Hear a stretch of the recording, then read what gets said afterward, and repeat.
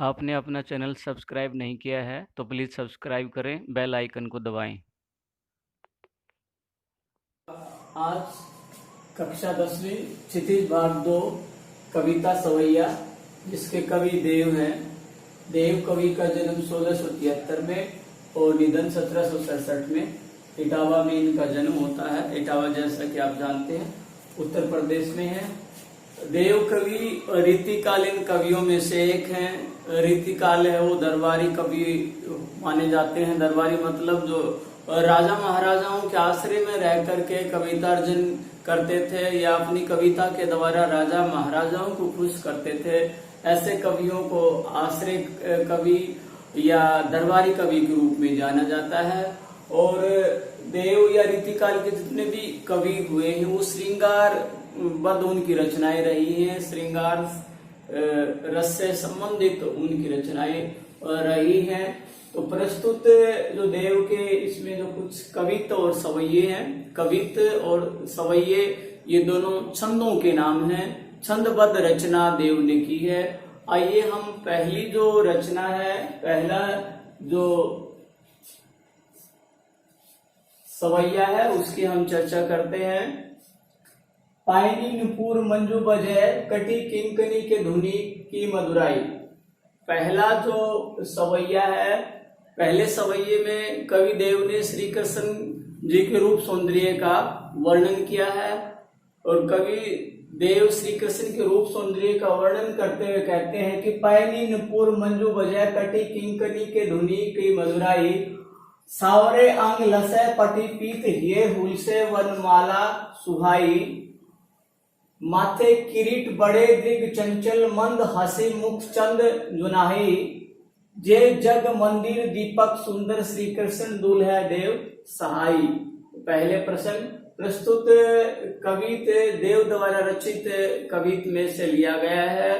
प्रस्तुत सवैये के माध्यम से, ये क्या है, सवैया है। प्रस्तुत सवैये के माध्यम से कवि देव ने श्री कृष्ण के रूप सौंदर्य का बड़ा ही मनोहारी चित्रण किया है।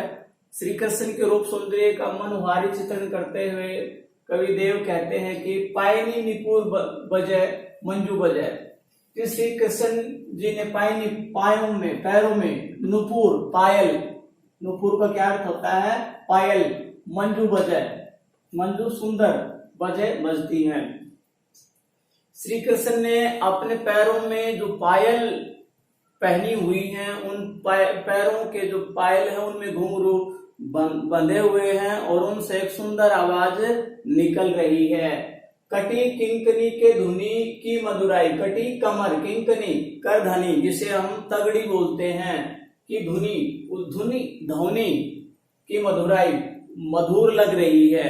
दूसरा, पहला चित्र बताया कि श्री कृष्ण ने अपने पैरों में जो पायल पहनी हुई है, पाजे पहनी हुई, उसके घुंघरू की सुंदर आवाज निकल रही है। और कटी कमर में जो करधनी तगड़ी पहनी हुई है, उसकी जो ध्वनि है वो भी बड़ी मधुर है, सुंदर है, सबको अपनी ओर आकर्षित कर रही है। दूसरी पंक्ति देखिए, सावरे अंग लसै पट पीत। सावरे, सावले, अंग माने शरीर, लसै सुशोभित हो रहे हैं, पट वस्त्र, पीत पीले।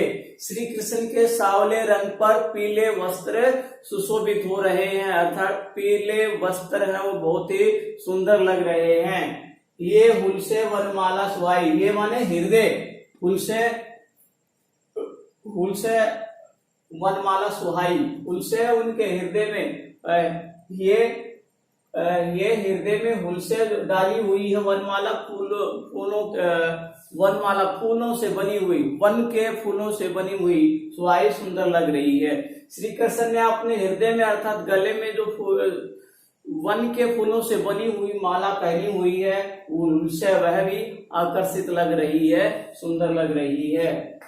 माथे किरीट बड़े, उन्होंने अपने माथे के ऊपर, सिर के ऊपर किरीट, बड़ा मुकुट धारण किया हुआ है।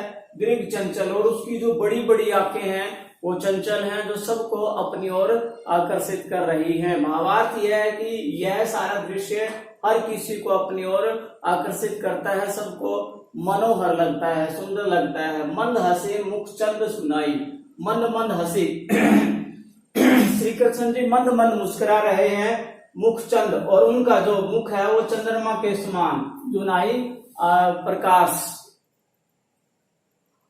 हंसते हुए श्री कृष्ण का मुख है वो चंद्रमा के समान प्रकाशित लग रहा है। जैसा कि चंद्रमा प्रकाशित होता है, ठीक उसी प्रकार से हंसता हुआ श्री कृष्ण जी का जो चेहरा है वो चंद्रमा के समान प्रकाशित लग रहा है, आकर्षित लग रहा है।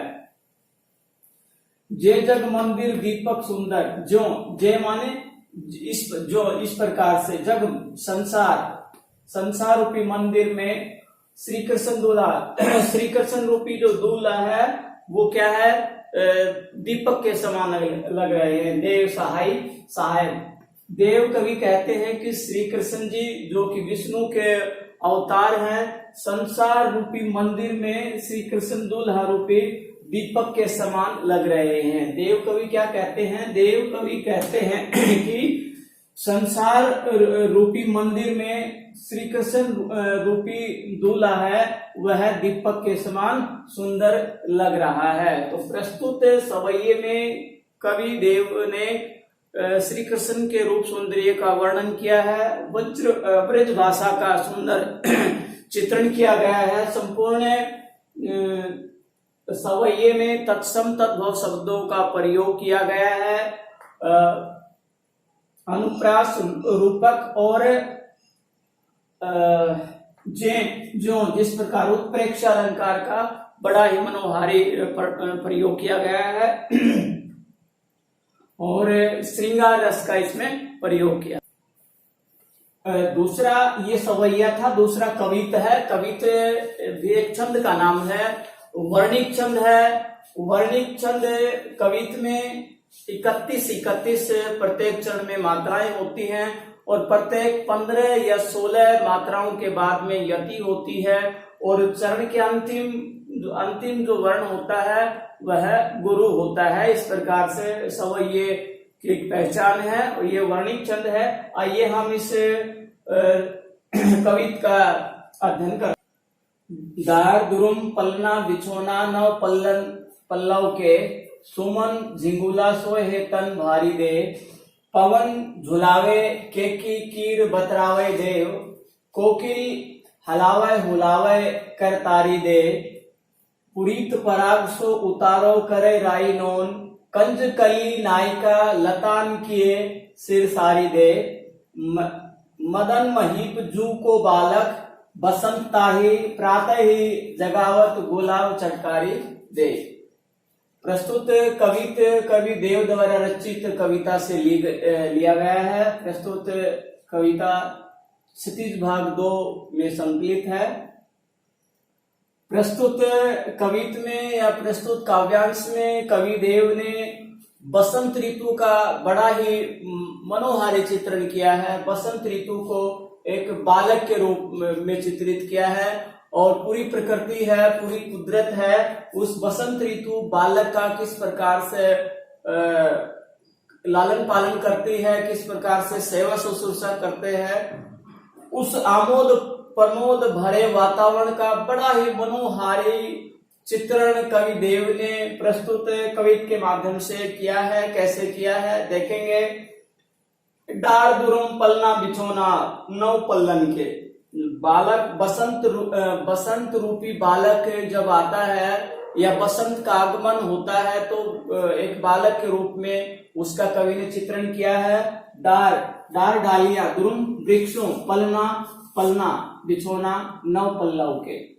कवि देव कहते हैं कि बसंत रूपी बालक का जब आगमन होता है तो वृक्षों की जो डालियां हैं उसके लिए पलना, झूलना बन जाती हैं, झूले के समान उनको झुलाती है। किसको? बसंत रूपी बालक को। कौन? वृक्षों की डालियां बसंत रूपी बालक को पल्ले के समान झूला देती हैं, उसको झुलाती हैं। कब? जब बसंत रूपी बालक का आगमन होता है। बिछोना नौ पल्लन के लिए, और उसके लिए सोने के लिए जो बिछोना अर्थात बिस्तर का काम करते हैं। नौ नए पल्लव, नए जो पत्तों के अंकुरित होते हैं, नए पत्ते जब टहनियों पर, डालियों पर, शाखाओं पर नौ पल्लव, नए पत्ते अंकुरित होते हैं तो वो बसंत रूपी बालक के सोने के लिए बिछोना तैयार करते हैं, बिस्तर तैयार करते हैं। भावार्थ यह है कि जब बसंत ऋतु का आगमन होता है तो वृक्षों पर नई नई डालियां और उनके ऊपर नए नए पत्ते हैं वो अंकुरित होने लग जाते हैं, पल्लवित होने लग जाते हैं, और उनको वो जो नए पत्ते हैं बालक बसंत के लिए बिछोना तैयार करते हैं, अर्थात सोने के लिए उसके लिए बिस्तर का काम करते हैं। सुमन झिंगुला सोहे तन भारी दे। सुमन पुष्प फूल, झिंगुला झिंगुला मतलब ढीले ढाले सुंदर वस्त्र, सोहे सुशोभित करते हैं, तन वस्त्र को, तन माने शरीर, किसका शरीर, बसंत रूपी बालक को भारी दे। वृक्षों के ऊपर लगे हुए जो फूल हैं, भिन्न भिन्न प्रकार के जो फूल हैं वो बसंत रूपी बालक के लिए ढीले ढाले वस्त्रों के रूप में सुशोभित हो रहे हैं। भावार्थ यह है कि जो फूल हैं, भिन्न भिन्न प्रकार के जो फूल हैं बसंत रूपी बालक के वो वस्त्र का काम कर रहे हैं, परिधान का काम कर रहे हैं, जो कि ढीले ढाले हैं और सबको सुशोभित लग रहे हैं, सबको सुंदर लग रहे हैं। पवन झुलावे, और पवन जब चलती हवा चलती है तो उसके बसंत रूपी बालक के को झुलाती है, उसको हवा देती है, कौन, पवन झूला देती है, उसका जो टहनी के ऊपर जो झूला डाला हुआ है उसको हिलाने का जो काम करती है, झूला देने का जो काम करती है वो कौन करती है, पवन, हवा। केकी कीर बतरावे देव, देव कवि कहते हैं कि केकी मोरनी, कीर तोते, बतरावे देव, और उसे तरह तरह की बातें करते हैं, बसंत रूपी बालक की प्रशंसा करते हैं या तरह तरह से उसकी बातें करते हैं या उसकी प्रशंसा करते हैं या उसके खिलाने का, उसे उसकी प्रशंसा करने का काम करते हैं, कौन, कि मोरनी और कीर तोते, बतरावे दे, उसे बातें करते हैं, तरह तरह से उसकी प्रशंसा करते हैं। कोकिल हलावे हुलावे कर तारी दे, कोकिल कोयल हलावे हुलसावे, उसे खिलाती है, उसकी प्रशंसा करती है। तारी दे, कर तारी दे, हाथों से ताली बजा करके उसे हलावे हुलसावे अर्थात उसे लोरी देने का काम करती है कि बसंत रूपी बालक है वो सो जाए, और उसे कोयल है अपनी मधुर आवाज से, मधुर ध्वनि से, उसे मधुर ध्वनि के द्वारा उसे हुलसावे, हलावे हुलसावे अर्थात उसे लोरी देने का काम करती है। कर तारी दे, और अपने कर हाथों से ताली बजा बजा करके उसे सुलाने का काम करती है या उसकी प्रशंसा करती है या उसे लोरी देने का काम करती है, कौन, कोकिल। अर्थात बसंत ऋतु का आगमन होता है तो कोयल अपनी मधुर आवाज से सबको आकर्षित करती है, मधुर आवाज में बोलती हुई कोकिल है, सबको अच्छी लगती है, कवि का यही कहना है। आगे देखेंगे, पुरीत पराग सो उतारे करे राई नोन, राई नोन पुरीत पूरी तरह से भरा हुआ, पराग है फूलों का मकरंद, फूलों का रस और उसकी जो सुगंध है, सो उतारो करे राई नोन। ये एक परंपरागत एक प्रकार से टोटका है, जिस प्रकार से छोटे बच्चे के ऊपर अशुभ जो है उसके ऊपर कोई भी अशुभ चीज का प्रभाव हो तो उस प्रभाव को दूर करने के लिए नॉन और राई, नमक और राई को मिला करके उसके सिर के चारों ओर परिक्रमा करते हैं ताकि जो असुरी शक्तियां हैं उससे दूर हो जाएं, अशुभ लक्षण दूर हो जाएं। ऐसा टोटका किया जाता है परंपरागत रूप से। तो उसी का यहाँ पर उदाहरण दिया है कवि देव ने। कंजकली, कंजकली क्या होता है, कमल, कमल के कली, कंजकली कमल की कली, नायिका, कमल की कली को नायिका के समान बोला है। लतान सिर सारी रे, लतान लताओं से, कंजकली कमल के, कमल, कंजकली कमल की जो कली है उसको नायिका के रूप में चित्रित करते हुए कवि देव कहते हैं कि कमल रूपी, कमल की कली के रूपी नायिका है वह नौन राई बसंत रूपी बालक के चारों ओर उसके अशुभ लक्षणों को दूर करने का प्रयत्न करती है और लताओं से उसने अपने सिर सारी दे, लता रूपी सारी उसने अपने सिर पर डाल रखी है। भावार्थ यह है कि जो कमल के फूल, कमल की जो कली है वो अपने रंग रूप से परिपूर्ण है, उसके अंदर मकरंद भरा हुआ है, सुगंध भरी हुई है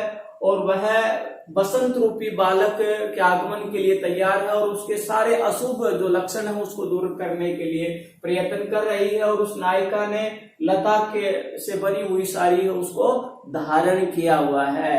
भावार्थ है कि जब बसंत ऋतु का आगमन होता है तो हर जगह हर जो कलियां हैं वो खिली होती हैं और उन लताएं हैं वो फूलों से पत्तों से लबालब होती हैं, पूरी तरह से भरी होती हैं। हर तरफ फूलों की जो सुगंध है, फूलों का जो मकरंद है भरा रहता है, ये कवि इसमें कहना चाहता है। अगली पंक्ति में देखिए, मदन महीप जू को बालक बसंत ताही। मदन क्या होता है? कामदेव, कामदेव रूपी बालक। कामदेव रूपी बालक किसके लिए आया है? बसंत ऋतु के लिए। महीप राजा जून जिस प्रकार को बालक बसंत आही। बसंत रूपी बालक है वह कामदेव के पुत्र के समान है। प्रातः ही नव जागत गुलाब चटकारी देव। गुलाब की जो कली है वो बसंत रूपी बालक को प्रातः काल चटकारी दे करके उसे चटकारी दे करके उसको उठाने का प्रयत्न कर रही है। गुलाब रूपी जो कली है प्रातः काल एक माँ के रूप में उसे चटकारी देती है, उसको आशीर्वाद देती है और उसे उठाने का प्रयत्न कर रही है। भावार्थ यह है कि बसंत ऋतु के आगमन में संपूर्ण जो कुदरत है, प्रकृति है, वो बड़े इसका मनोहारी वर्णन होता है। लताएं हैं पुष्पों से भरी होती है, पुष्पों से सुगंध होती है और सुगंध से चहुओर का वातावरण है बहुत ही उल्लासपूर्ण होता है, आनंद पूर्ण होता है। तो यहाँ कवि ने बसंत रूपी बालक का एक मानवीकरण किया गया है। संपूर्ण काव्य में, काव्यांश में, संपूर्ण कवित्व में मानवीकरण अलंकार है, उपमा अलंकार है, जू में उत्प्रेक्ष अलंकार है, महीप में पवन में रूपक अलंकार का, गुलाब में, कंजकली में, नायिका में, इनमें सब में रूपक अलंकार का प्रयोग किया है। ब्रज भाषा का सुंदर प्रयोग किया गया है, श्रृंगार रस और बसंत ऋतु को बालक के रूपक के रूप में चित्रित किया गया है। तो ये दोनों काव्यांश आपको समझ में आए होंगे। अगला जो काव्यांश है, अगला कविता है